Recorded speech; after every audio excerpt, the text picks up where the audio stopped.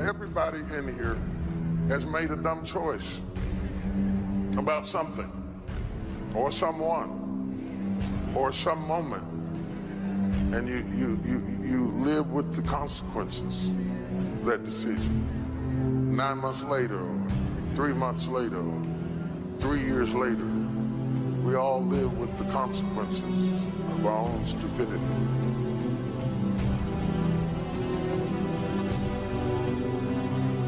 It is not the mediocre ideology of doing something stupid, because that is common to all of us. But it is the crisis of being caught in a system of stupidity through which you cannot escape.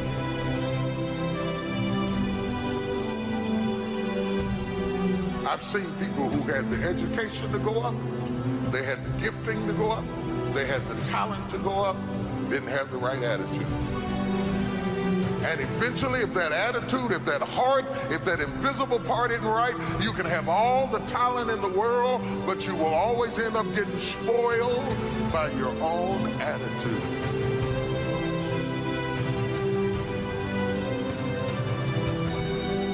You change your friends, you change your address, you change your phone number, you change the songs you sing, you change everything else, but you didn't change your mind. It is not a fanciful ideology. It is not a mere notion of possibility. It is the extreme change of mind that becomes so radical that it affects behavior. We keep living beyond our means. We keep falling prey to the same mistake. And in spite of our desire to change it, this is the frustration of life, to desire to change. And I want to warn you against making permanent decisions over temporary situations. And that's a good place for you to write, "This too shall pass." Hunger will pass. You'll get another opportunity. Frustration will pass. You'll get another opportunity. Loneliness will pass. You'll get another opportunity. But the enemy offers you a trick.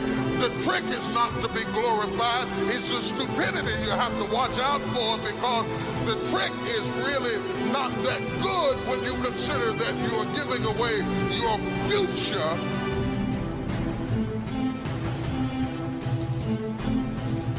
Either your troubles make you better or they make you bitter. I'm about to have a new normal.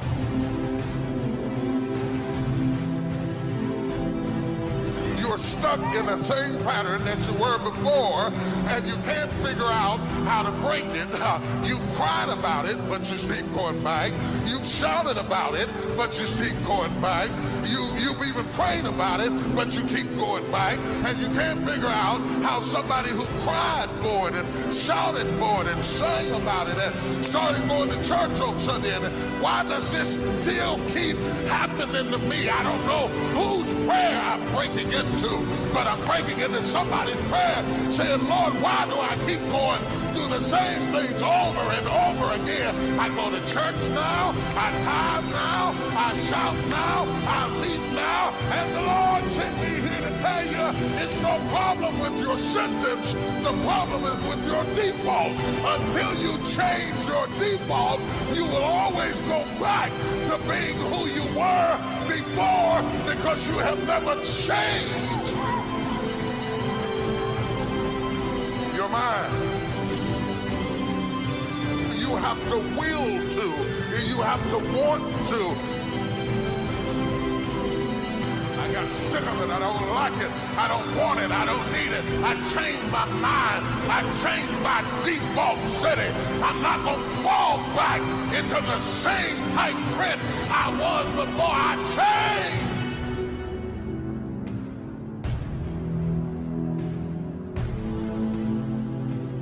So you have to always watch your attitude. You have to look at what's growing up in your heart. Look at not what you said, because you've been taught to be polite. Look at what you was thinking.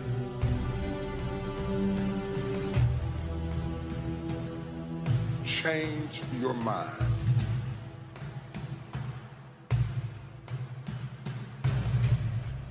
I found that most people fail in life not because they aim too high and miss. Most people fail in life because they did just like I did for so many years. They aimed too low and hit.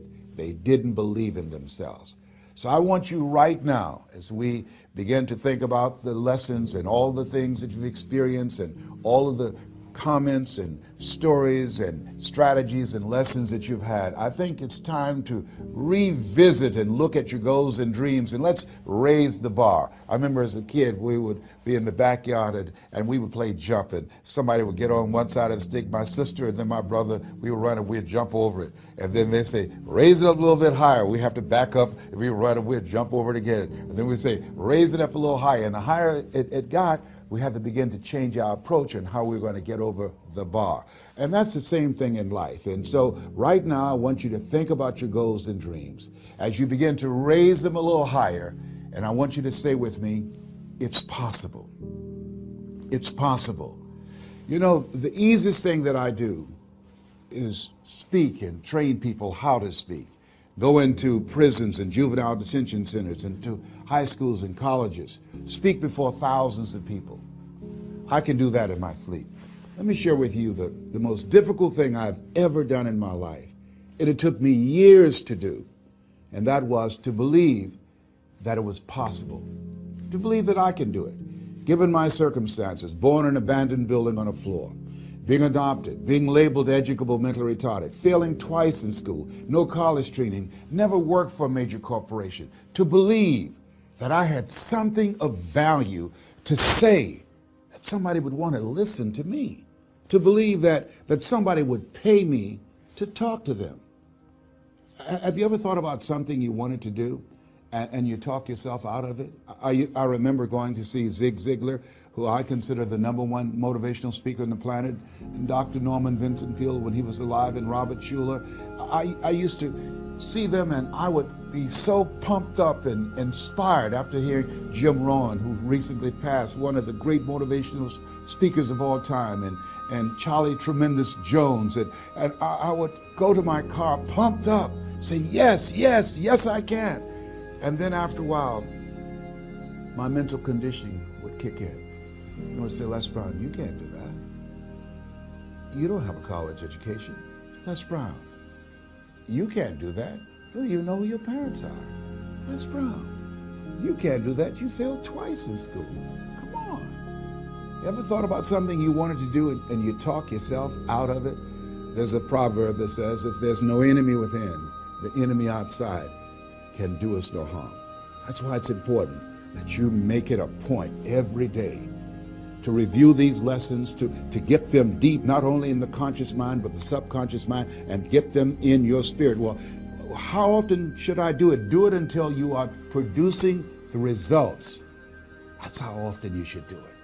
And you never stop, because once you stop, that's when those negative thoughts will come back. Once you stop, that's when you will begin to doubt yourself. Once you stop, I'm telling you what I know.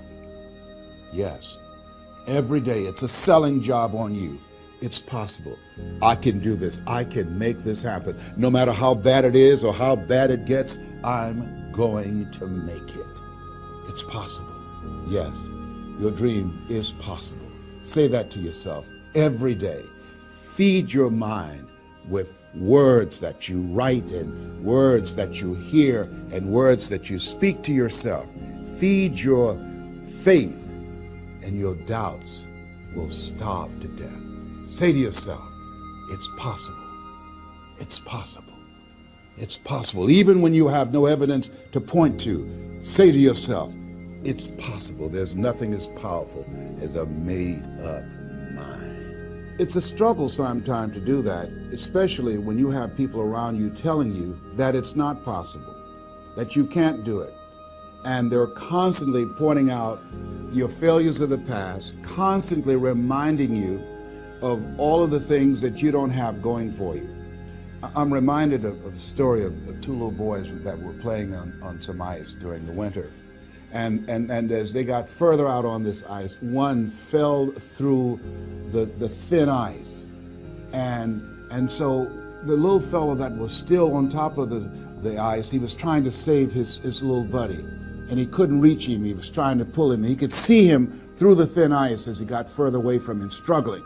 And he couldn't reach him, and he's trying to break the ice, and he couldn't do it. And he looked around, and he saw a tree in the distance, and he ran, and he got up on the tree, and he pulled and broke down an enormous sized branch, and came back and savagely began to beat that ice and broke it, and miraculously he saved his friend. And when the paramedics came and they were able to revive this little boy, they were scratching their heads. They're trying to figure this out. Said, how could this little pruny fellow go up in a tree and break off a branch this size and then come back and beat and break the ice and save his friend? They thought it was just miraculous. It was baffling. And an old guy who was there said, I can tell you how he did it. And they said, how? How did he do it? And he said, there was no one here to tell him that he couldn't do it. Whoa. What could you do? What could I do? What could all of us do if we did not have the naysayers in our lives? That we believe naively, like that little boy, that it was possible. What would you do if failure was not on the table? Do you realize that 87% of people allow the fear of failure to outweigh their desire to succeed, because they've been convinced by the evidence, by being practical, by being logical, by being realistic. I did that. Leslie, yes? You're going to speak for corporations? Yes. Leslie, do they have a college education? Yes. Do you? Wesley, you know that I don't have a college education. Leslie, are these people experienced? Yes. Are there people with PhDs and MBAs that they could choose rather than choose you? Yes. So you don't have a college education. You have no experience. You're talking about becoming a speaker, and they're going to reach over people with PhDs and MBAs and years of experience and choose you. Are you being realistic? Come on, Leslie. Come on, Leslie. You can't do this. My brother, he's a wonderful person.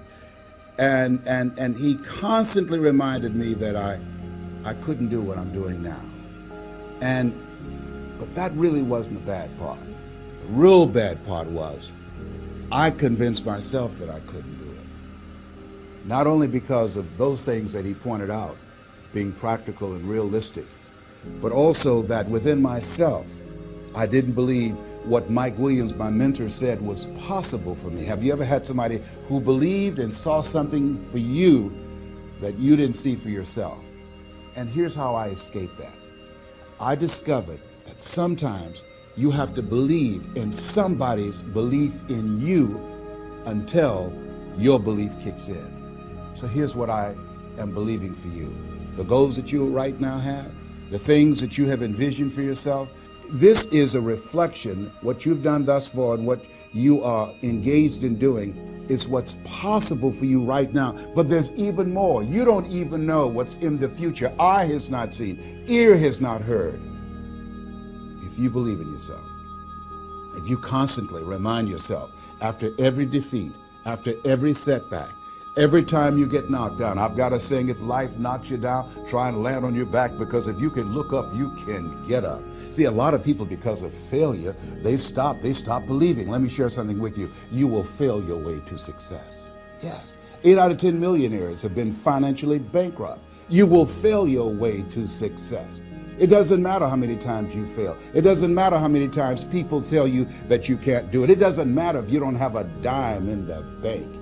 You will fail your way to success. What's very important is you're believing in yourself. You're constantly saying, somehow, some way, I'm going to make it. I remember a lady out of Detroit, Michigan. They call her Martha Jean the Queen. And she had a motivational message she gave all the time on the radio. And the question she would ask was, do you really want to win? Do you really want to win? And she said, if you really want to win in life, you've got to believe in yourself when no one else does. You've got to believe in yourself. See, it's easy to believe in yourself and to have faith if you have a good bill of health, if your relationship is working out fine, if you have money in the bank, if you have a secure job, if your mortgage note is paid current, if the children are acting like they have good sense.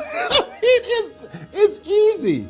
If you go to the doctor, they say, oh, you're doing real good, I'll see you next year. It's easy to have faith then. Let me tell you when it's really tough to have faith. When you lose your job, when you lose your retirement, when you go to the doctor and they look at you and say, you have cancer. Cancer is the most feared word in 7 different languages.